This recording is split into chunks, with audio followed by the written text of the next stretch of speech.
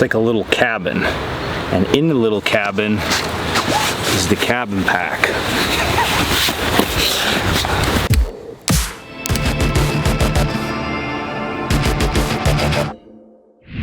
What's up guys, Dan here, Coalcracker. My jokes get cheesier and cheesier and you love them. So today what we're going to be doing is we're going to be talking about one of the staples in our product lineup, and that is our cabin pack. This is the new colorway. We also have the good old brown, the traditional brown oilcloth. We now have the woodland camo oilcloth, because who doesn't love woodland camo? Like, I grew up wearing that stuff. I remember coming home from after school and putting on my camo pants just because they were absolutely awesome. And I know a lot of you probably did that too. So we have a whole product lineup now of different camouflage items, but this is woodland camo oilcloth, so it's very durable.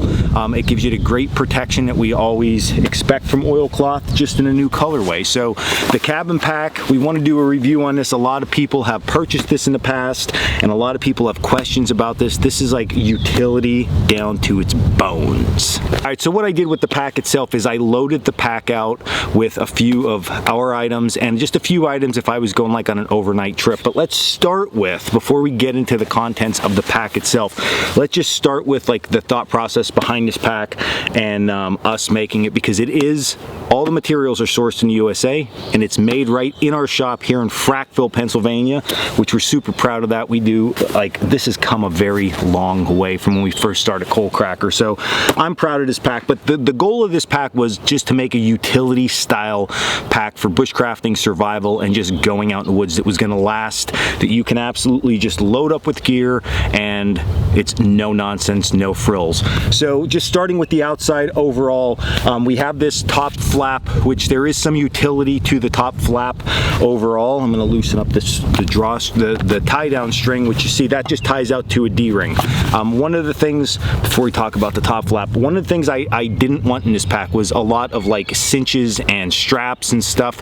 I know myself, I end up cutting some of that stuff away from my other style pack, so I just wanted this like nice and slick, which you can see these packs are definitely slick other than this front tie out. And one of the utility functions built in is this goes right through. This flap actually has a pass through, okay? So you can stick stuff in there.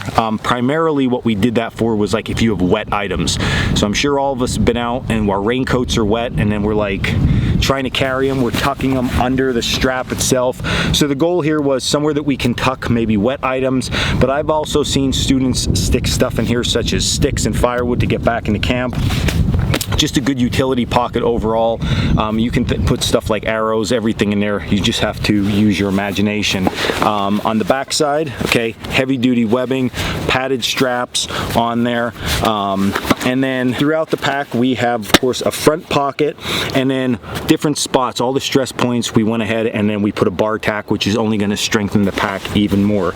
So digging into this, starting at this little front compartment, okay, we have snaps. I just have, now again, this is no specific order with the gear, but the purpose of this was just to show you how much can fit in one of these packs. But before we actually do that, I brought a tape measure along because I don't have the specs memorized. I know I should. If I was, I guess, a proper YouTuber, I would have had the specs, or I would have put an index card over there, but hey, we're not doing that here on Coalcracker. So I'm going to measure this out.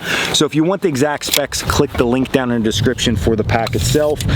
So we're looking at around 21 inches in length. We're looking at around 12 inches in width, and then the depth overall, I'm going to say we're around 5 inches. But again, it depends how you pack this thing out. You're going to see how much we can fit in here, and really that was the purpose, more so than like a loadout, was just to show you what can pack in here. But it'll give you some ideas, because this would be a very simple loadout that if I was going out tonight with my buddies and we were just going to camp overnight, throw a couple beers in here, throw some steak, and I'd be cooking, right? So, oh, let's start with the front compartment. So we open this thing up.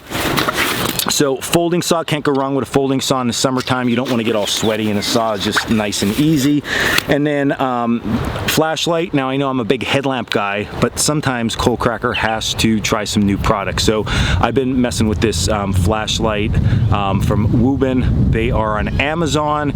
So far so good. They're super bright. They seem like they're holding up really well. I got a whole bunch of different ones. And then you can't go anywhere without a spoon. You need a spoon. I mean, if somebody has food that, You just got to eat their food. All right, so again, it's hot out. It's around 80 here in Pennsylvania today, but it does cool down at night. So let's go through it. So we have just a flannel shirt. This is the Coalcracker flannel. A lot of Coalcracker gear in here today. I was on a Coalcracker kick. This pouch, one thing I've also been messing around other than flashlights with has been chemical treatment for water, okay? Because summertime, the water, boiling it stinks a little bit. Hey, it's the go-to. We need to have something to always do that. But I have some chemical treatment, some aqua tabs in here, and then I have some fire starting devices and some repair stuff just in a small bag. I don't need much because, again, maybe a day or two living out of this bag, right? I have a pair of wool socks, so nice heavy wool socks. Even in the summer, it gets cool on the forest floor if you're going to be camping, so just a comfy pair of socks. Plus, they're heavy enough that if you're in an area without like a ton of rock, you can just walk around and just wash them when you get home, kind of thing. T60 as my sheltering component, and then I have here, just as one of our cotton canvas sleep covers because it's not going to get super cold, so I don't need anything really heavy, not even a wool blanket, just a nice cover. I can sleep without a blanket over me, but when I have a blanket over me, I feel just so much better. So I have that, and then for the ground, I wanted to show you all, so these Thermarest pads, I don't have to pull this whole thing out. Thermarest pads, everybody's always putting them on the bottom of their bags. When we developed this bag, or I developed the bag itself, I wanted my Thermarest to fit in here. So it works really well. There's no frame on this pack, and that's again for a reason. This pack is just a utility style pack. It's not made for hiking the Appalachian Trail. Utility style, so if you want some rigidity in there or padding in the back, carry your sleep pad in there. There's more than enough room. So that gives you a good estimate of height there overall. I have a new bush pot, which is going to be christened on the next trip out. So this is one of the 4 of the kit. You don't have to carry all of them, right? Just enough so you can boil and disinfect water or cook some food. And then down in the bottom, I have some water containers here. So these are new HydraWide water containers, but they fit really well. 4 of these fit perfectly across the bottom of this pack. So that'll give you another reference point. Again, summertime, you need lots of water with you, and that's it. That is the cabin pack in camouflage. Again, we have it in brown, and as I'm doing this, I'm like, there is something hard in there, and I totally forgot. So this, I pulled this out at Bushcraft class because this was the first like real knife. I know it's a machete, but this was the first real knife that I got when I was super young. I'm gonna say I was probably 6 to 8 years old. My uncle bought me this Ontario knife, 12-inch military machete. I used this thing pretty much exclusively up until I was in high school for going out in the woods. I mean, I took this deer hunting and everything. This always went with me. There's some wicked chips in it and stuff for nostalgic purposes. I'm stuttering a lot today.